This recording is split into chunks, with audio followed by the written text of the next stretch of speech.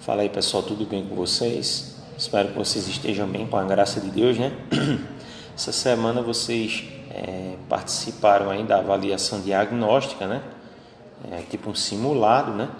E como a gente ainda está aí conferindo, aí vendo os resultados, eu vou deixar para comentar sobre o simulado um pouco mais à frente, tá bom? Para a aula dessa semana eu optei por darmos continuidade, né, ao conteúdo de dilatação térmica, onde nesse conteúdo aqui, né, na aula de hoje, a gente vai estar aí vendo mais especificamente o conteúdo referente à dilatação linear. Então, nós vimos que a dilatação térmica se divide em dilatação linear, superficial e volumétrica. Essa é a dilatação dos sólidos. Vimos do que se trata, né? Para a gente compreender o que viria a ser a dilatação térmica, e hoje eu vou trazer para vocês apenas a parte referente à dilatação linear, né? Que diz respeito à dilatação do comprimento, né? Todo objeto que o seu comprimento se dilata, nós vamos ter aí uma dilatação linear. A definição ou algo que fale sobre isso, né, vai nos dizer o seguinte: é o aumento de volume que acontece em apenas uma dimensão no seu comprimento. É um processo exclusivo dos materiais sólidos submetidos a aquecimento térmico. Então, todo corpo que tem seu comprimento dilatado, apenas o comprimento dilatado, a gente vai ter aí uma dilatação linear. E aí, durante os enunciados das questões, a gente vai precisar diferenciar que é uma dilatação linear, superficial e volumétrica, porque nós temos ali 3 fórmulas diferentes, tá certo? Então, como calcular a dilatação linear? A dilatação linear é o aumento de volume que acontece, né, como eu falei, apenas em uma dimensão. E aí, a fórmula que especifica essa dilatação linear é essa fórmula aqui, tá certo? Com essas letras diferentes. Então, eu trouxe o que significa cada letra dessa para facilitar a compreensão, tá bom? ΔL é a variação de comprimento. Veja, comprimento, né, o espaço que a gente vai estar medindo, que vai estar calculando, comprimento com a letra C, né? Mas nessas fórmulas de física, o comprimento ele é representado pela letra L.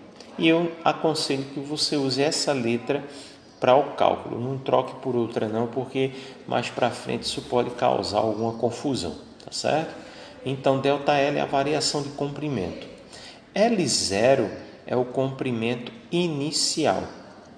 Essa letra aqui, que parece uma letra A, mas é a letra do alfabeto grego alfa. É o coeficiente de dilatação linear. Eu vou falar sobre ele já já. E esse delta com essa letra, isso é uma letra, tá certo? Não é um zero, veja que está cortado aqui no meio. Isso aqui é delta teta, significa variação de temperatura.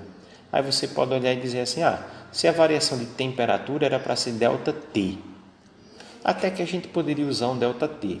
O problema é que T em física, T significa tempo, tá certo? Que foi um assunto que vocês viram no módulo passado, ou quando vocês viram física mecânica, que é o conteúdo do primeiro ano, certo? Para não confundir tempo com temperatura, aí usa-se essa letra θ, que é esse zero com esse traço aqui no meio, tá bom? Bom, sobre o coeficiente de dilatação linear, que é essa letrinha aqui que parece com a letra A, eu trouxe para vocês essa tabela para a gente compreender do que se trata esse coeficiente de dilatação linear. É o seguinte: cada material que constitui o corpo, um corpo qualquer, ele tem um coeficiente de dilatação linear específico. O que quer dizer isso? Quer dizer que cada corpo tem uma capacidade de dilatação diferente um do outro. O alumínio se dilata de uma forma, o aço se dilata de outra, a pele humana se dilata de uma maneira diferente. Entenda que quando eu falo de essas dilatações é referente ao aquecimento. O corpo sofre um aquecimento, consequentemente ele dilata. O corpo sofre um resfriamento, o corpo esfria, ele sofre uma contração, ele diminui. Então, a temperatura esfria, o corpo contrai. A temperatura aumenta, o corpo dilata. Então, o aço tem uma capacidade de dilatação diferente do alumínio, do cobre, do concreto. Veja que para cada material que eu coloquei aqui, o coeficiente de dilatação é diferente. Isso quer dizer que ele se dilata de uma maneira diferente, tá certo? Uns têm uma capacidade de dilatação maior, outros menor, mas todo o corpo vai sim, com certeza, dilatar, tá certo? E aí eu trouxe para vocês um exemplo, para que através de um exemplo a gente entenda como é a aplicação da fórmula, tá certo? Com um exemplo. Então lembrem-se, né, do que eu falei para vocês.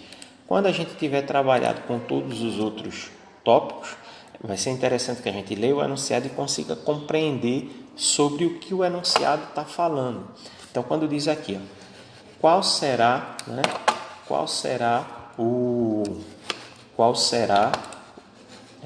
o comprimento? Quando diz qual será o comprimento, deixa eu marcar aqui. Comprimento não dá a ideia, né, de uma dimensão só, que é justamente o que a gente estava vendo aí na definição. Então, quando o enunciado se refere a comprimento, ele está se referindo à dilatação linear. Aí eu vou e coloco a fórmula de dilatação linear. E aí as informações que vão aparecer no enunciado são referentes à dilatação linear. É essa compreensão que a gente vai precisar ter aqui. Tá certo assim? Então, esse enunciado ele trata de comprimento, então está tratando de dilatação linear. Então, vamos ver aí. Qual será o comprimento de uma barra de concreto de 2 metros a 30 graus Celsius após ser exposta a uma temperatura de 50 graus Celsius? Veja que a temperatura era 30, aumentou para 50. Se a temperatura aumentou, esse corpo com certeza vai dilatar. Tá certo? E aí essa questão eu trouxe de propósito por conta do seguinte, veja. Quando diz aqui, qual será o comprimento de uma barra de concreto? Como eu trouxe para vocês a tabela do coeficiente de dilatação linear aqui, veja, eu vou procurar aqui concreto, está aqui o concreto, eu vou marcar aqui, ó. O concreto está aqui, ó. Qual é o coeficiente de dilatação linear dele? Está aqui, ó. 12 vezes 10 elevado a menos 6. Lá no enunciado eu não coloquei de propósito para mostrar para vocês que é o valor que está nessa tabela. Mas nas outras questões não é necessário que a gente esteja pesquisando nessa tabela. Geralmente os enunciados eles já vão trazer o coeficiente para a gente. Nessa questão eu não coloquei só para mostrar que se tiver faltando, vai ter alguma tabela, alguma coisa para você consultar e olhar, tá certo? Que é o caso aqui dessa questão. Então, vamos separar os dados, né? A fórmula a gente já sabe que é essa, né? E um detalhe que eu trouxe para vocês. Quando eu diz aqui, qual será o comprimento de uma barra de concreto? A gente está querendo saber o comprimento, quer dizer, depois que ocorrer a dilatação. Então, eu trouxe essa figura para a gente entender o seguinte, veja.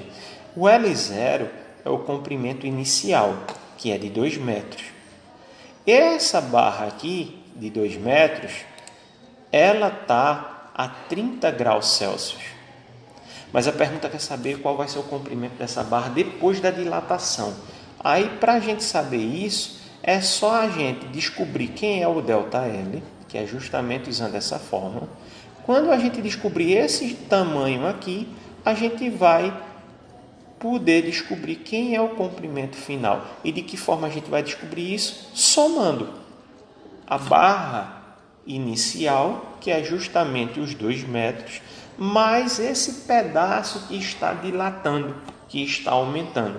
Se eu somar os dois, aí eu consigo encontrar o comprimento da barra, que no caso eu posso dizer que é o comprimento final, tá certo? Então no final a gente vai precisar somar o comprimento inicial, os 2 metros, com essa dilatação que acontecer. Então vamos calcular ela, né?